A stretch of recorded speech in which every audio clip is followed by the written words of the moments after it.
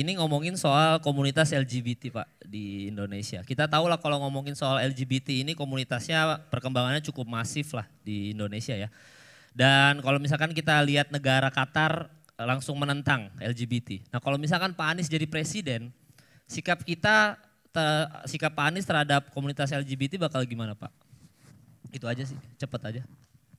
Ya gini, jadi kita bukan negara sekuler, tapi juga kita bukan negara berdasarkan satu agama. Kita negara berdasarkan Pancasila. Itu pendekatan nomor satu. Jadi negara ini disusun atas rujukan Pancasila. Dalam negara sekuler tidak ada ruang bagi adopsi nilai agama dalam pengambilan keputusan. Tapi dalam negara yang berdasarkan satu agama, rujukannya pada satu agama. Kalau kita negara Pancasila, satu. Yang kedua, kita menghargai hak asasi manusia. Kita menghormati hak itu.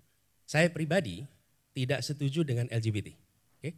Dan menurut saya kami berpandangan itu bukan sesuatu yang sejalan dengan prinsip agama kita. Okay? Lalu Indonesia adalah negara Pancasila. Dalam negara Pancasila ada sila pertama namanya ketuhanan yang Maha Esa. Ketuhanan Maha Esa itu pengambilan keputusan-keputusan kita salah satunya merujuk kepada agama. Jadi hak-hak pribadi yang harus dilayani oleh negara tidak boleh ada diskriminasi. Mengurus apapun, kegiatan apapun itu adalah hak dia. Karena itu adalah hak dia sebagai warga negara. Itu dilakukan. Kemudian preferensi dia untuk misalnya pernikahan. Pernikahan yang diakui oleh negara adalah pernikahan yang diakui oleh agama. Karena apa? Itu pernikahan adalah proses religius. Proses yang dilakukan secara keagamaan. Lalu negara mencatatkan. Selama agama-agama di Indonesia, ada 6 agama yang diakui, menyatakan tidak menerima LGBT, maka negara juga tidak bisa mengakui. Kenapa? Karena itu proses agamanya tidak ada di situ. Nah, dengan cara seperti itu, hak sebagai warga negara, siapapun itu, kita harus berikan, mengurus KTP, ngurus izin, apapun sama, proteksi. Tapi ketika permintaan untuk pernikahan, maka negara tidak bisa berikan karena agama apapun di Indonesia tidak menyetujui LGBT. Gitu jawabnya. Kalau misalkan ada dari komunitas LGBT, mereka punya skill dan mereka ingin mendaftar kerja, berarti akan ada equal di situ ya Pak? Berarti Pak? Kan kalau bekerja ya bekerja aja. Oke. Menurut saya justru malah jangan lebay. Iya kan? Ya. Jadi ya bukan bekerja saja. Iya.